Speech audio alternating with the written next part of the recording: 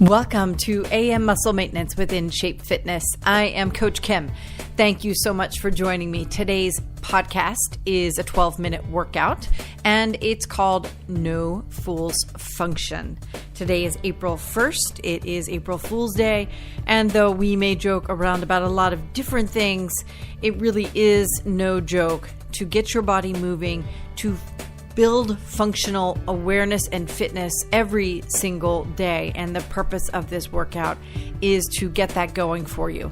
Whether you do it first thing in the morning, which if you've been listening to my podcasts over the years, you know that I very wholeheartedly do I support waking up and then either dragging yourself to a spot in your living room floor or even doing it in your bed before your feet even hit the floor.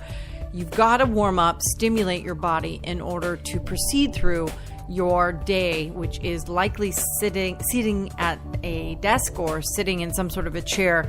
The majority of us just simply don't move around enough in the regular part of our day to sustain a life without having to deal with the loss of human functionality, with physiological functionality, the moving of the body, natural movements of the body that we're supposed to be able to do well into our middle age. And that for younger and younger generations is actually becoming a bigger and bigger concern. So we're going to go through the gamut here, touching on all 8 of the functional fitness priorities that our team outlines, that I write about in my book, Darwin on the Treadmill, which is coming out very soon.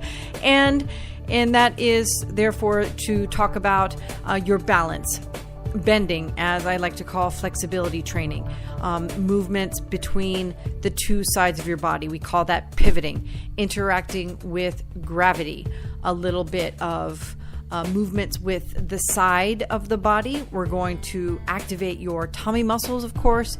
We're going to do a little bit of just a tiny little bit of touch at the end of neuromuscular response work, jumping or plyometrics, which is towards the end. We're going to start with just a couple of deep breaths and a move that I call the lighthouse, which is just about activating the support muscles, this sort of structure, small ancillary muscles that help maintain your balance. So all you want to do is stand up really tall, and you can do this beside your desk if you're already at work, but you stand up really tall.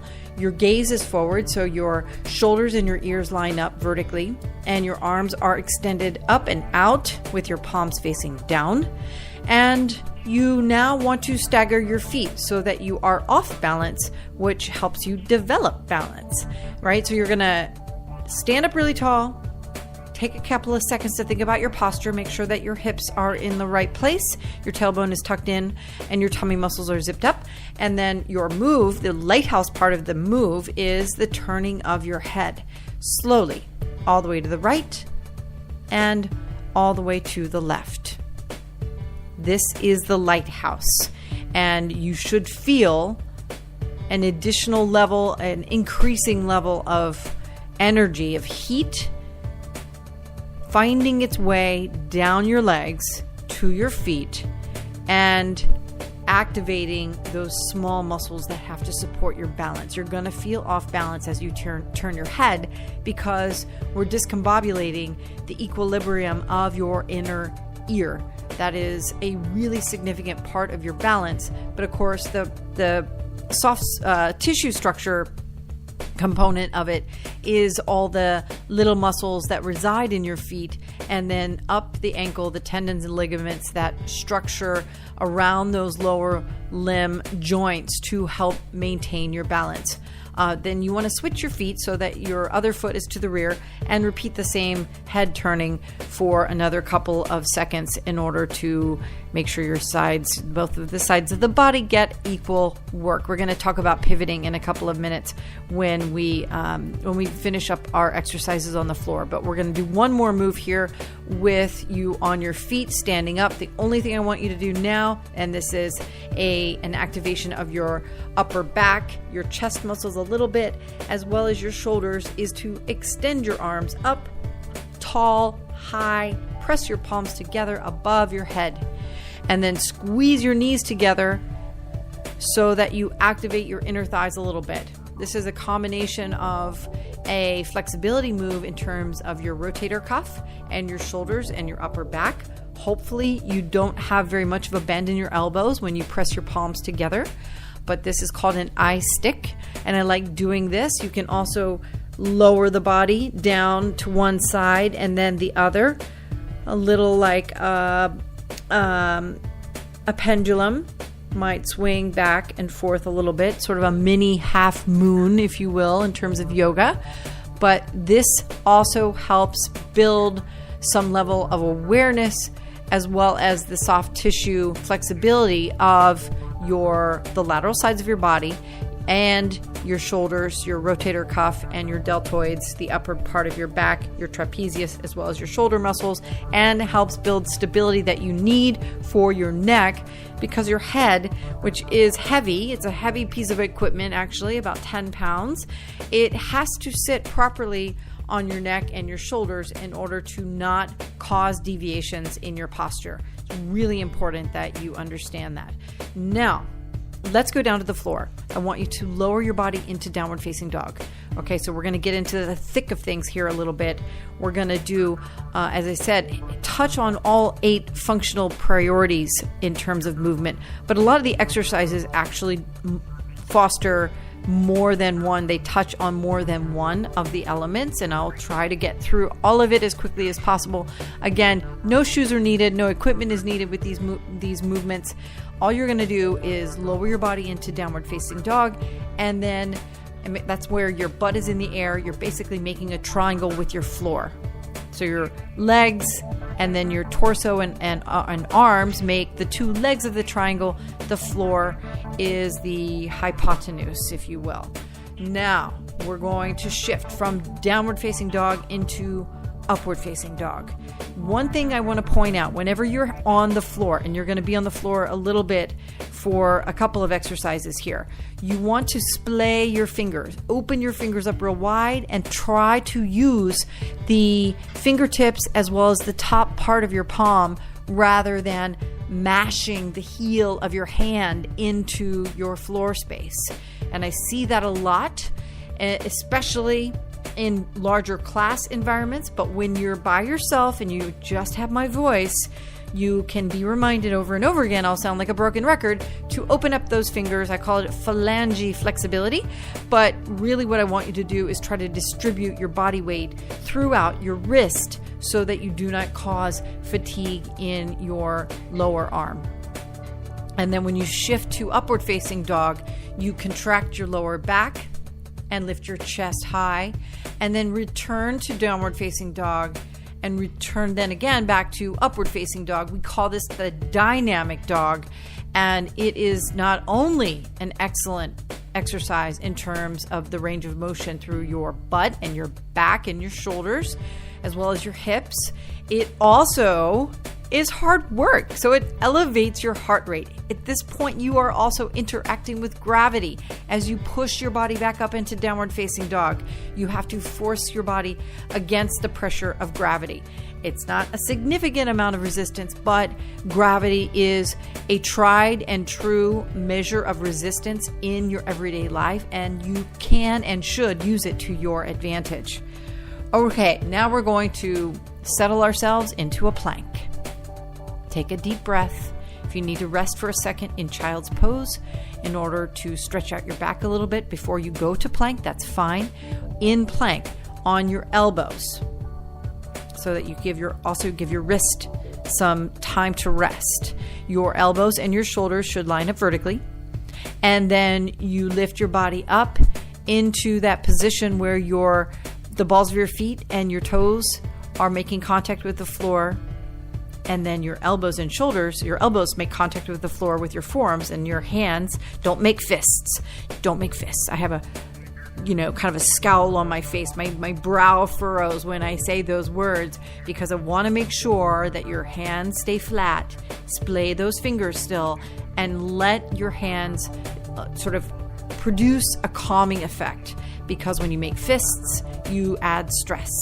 And you want to stay calm when you're in plank. Even though it's hard, you breathe in through your nose and exhale through your mouth, and then you're elevated your body so that your butt is flat, Now, you've been in this for 30 seconds, so take a rest. And also know that if a plank is hard for you, that's okay. It should be hard. When you are in plank, if you need to or can go back to it, that's fine. If you need to rest, that's fine as well. But just think about this. Plank is one of the most effective ways that you can stimulate your body every single morning. Do it in your bed before you put your feet on the floor.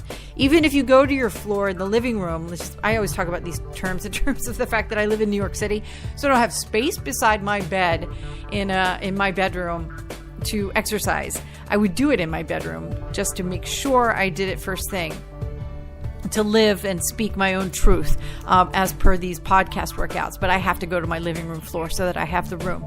But you can do a plank in your bed.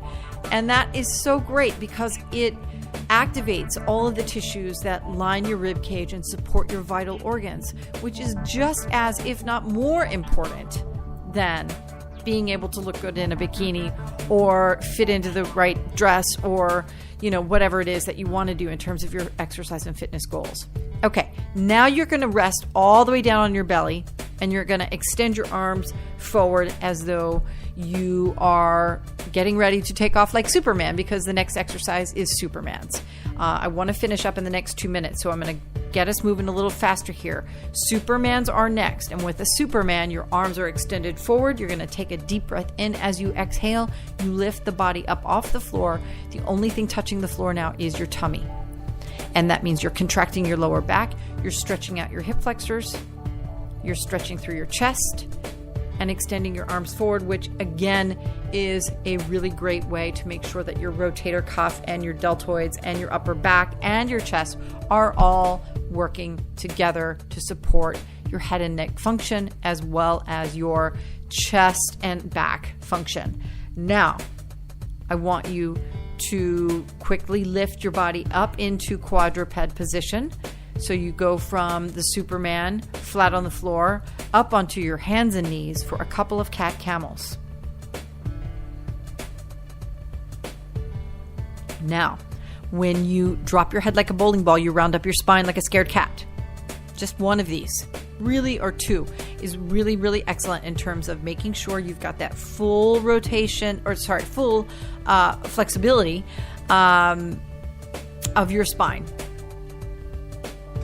Right? You want to curve your spine like a scared cat and then lift up your head and chest and contract your lower back like a cow or a camel. And that's the hip function moving there. Your pelvis sticks up, and that's similar to a hoofed animal. Okay, now turn your body over. Let's quickly get into a hip bridge. We're going to take just 30 seconds to hold a hip bridge where your feet and your ankles and your knees line up vertically. Your toes stay flat on the floor, and your hips are in the air. Now, hip bridges, there are dozens of versions of this. So you probably know, if you've, again, listened to my podcasts over the years, I could do a whole workout in hip bridge and incorporate so many different things in it that you would end up feeling like you've done a whole body workout just with hip bridge. But we're not going to do that today. Just know that, like the plank, the hip bridge is one of the most important exercises that you can possibly do.